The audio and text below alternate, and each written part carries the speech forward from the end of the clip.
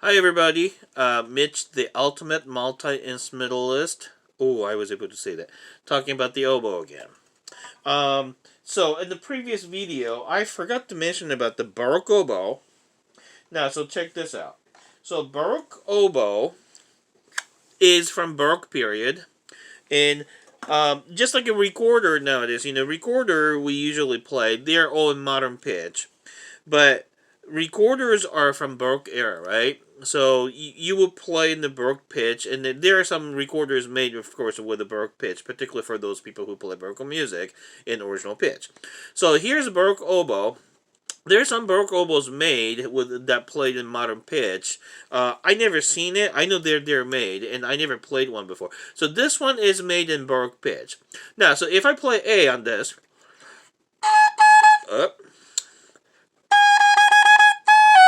oh, hang on a second. Yeah, this kind of thing happens in the live video. Let's see. Oh, there you go. And this note is almost A flat. I'm playing A, but it's, Baroque pitch is flatter. So, and then the history of the pitches, it's basically, it kind of came higher and higher and higher. And probably that have something to do with the concert hall became bigger and bigger and bigger, and if the pitch is sharper, it projects a little bit better. Probably that's why the pitch started going up. Then, eventually it kind of went out of control. I think at the time it went to like an A is 450 or 460 or something ridiculous like that. And then there's some things written by woodwind player in, I think it's London or somewhere, freelance player. And then he was saying that in such and such orchestra, I can use these instruments.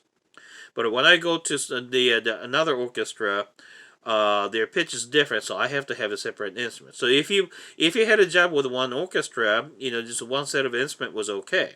But if you're like a freelance player and you're floating back and forth in different orchestras, then they had to have different instruments. Kind of ridiculous, isn't it? Come to think of it. So eventually, early 1900s, the standard pitch was it, and that's A440. And for some reason, the United States is the only place that still stick to that. And I think in the East Coast probably started going a little bit higher. The recognized, unwritten, agreed, the standard pitch nowadays is, I think it's A442, and that's what I grew up in Japan. And I can accommodate that. 440 and 442, yeah, you could actually adjust that. But if you go to Germany, it's a 445. That's much sharper. So that will be a little bit different. So now, I like to talk about by using the same instrument and same reed, and how the same reed can be played in different pitches. So the first thing you want to do is make sure that you're playing the reed itself not too flat or not too sharp. And it could vary quite a bit by using my breath support differently, changing my embouchure differently, loose or tight, harder breath or less breath support, and the amount of the reed you take in my mouth. So those are things will vary the pitch. So still, once you fix to certain place that plays reasonably well, and that will be it. So you really can't change the pitch that much after that, right? So that's why oboe can be tuned, and therefore orchestra tuned to the oboe. That's how the practice came to the practice. So here's the reed, okay? My handmade reed, and if I played this thing just by reed by itself, it should stay somewhere between B flat and C natural. Now, most American reed makers will tell you that crow, so we call that crow. So when you just play just a reed, it's called crow. Crow needs to be C. And this is more like a B for me. And this is not the kind of crow I want, actually. I like the multiple pitch crow, like even more than that. But a lot of cases, American style players will tell you that the crow needs to be C. My take is slightly different. Somewhere between B flat and C, it'd be okay. But from my experience, if it is sharper than C, it's too sharp, and the reed itself feels very constricting, and it doesn't let you do much of a expression. So right now it says my tune says B flat, or I could go as a B. So B, C, B flat, somewhere around there. If you can blow that much, good. So if the student's particularly too sharp, then because that's a D flat, and then it's particularly flat, that's like a G right now. And I can go down to G flat. So if a student is particularly playing very flat like that or very sharp like that, that may be the cause of the pitch problem. And then what's causing that? If you have a less reed in your mouth, go flat. More reed, sharper. Okay. Tighter embouchure, so more biting, sharper.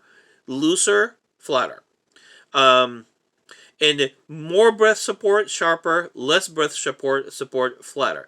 But less breath support is not really the option, because then you won't resonate the instrument. So you should always have a good breath support. So this is A 440, it's dead on. But then,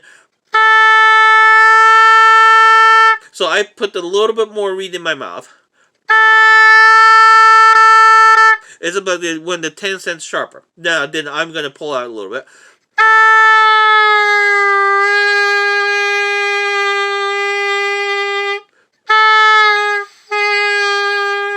Almost G. Yeah. And then let me loosen up my embouchure. So now I'm not changing my position, but I just loosen up the my embouchure. Yeah, it's A flat. And then, yeah, this is like a gosh, like a 40 cents sharp. Yeah. And then, so that's the biting or loosening up. Okay. And then breath support. So breath support is an important part. So let me blow less. So if I blow less, I even don't make any sound.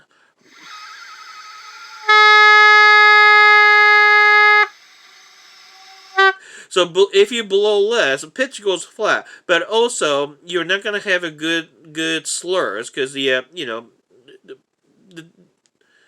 what's the word? Resistance change as the notes change, and you cannot accommodate that with a less breath support. So breath support should be there. Okay, so that's how the pitches vary, and I like you to kind of experiment a little bit all on your own, and then so when you teach, when you become a teacher, and if you teach, if the students have a hard time with the tuning, check that, and assuming that your instrument is okay, all right? Okay, so here, Mitch, the ultimate multi-instrumentalist. Ooh, I just have to take time to say that. Signing off, talking about the oboe. Bye-bye.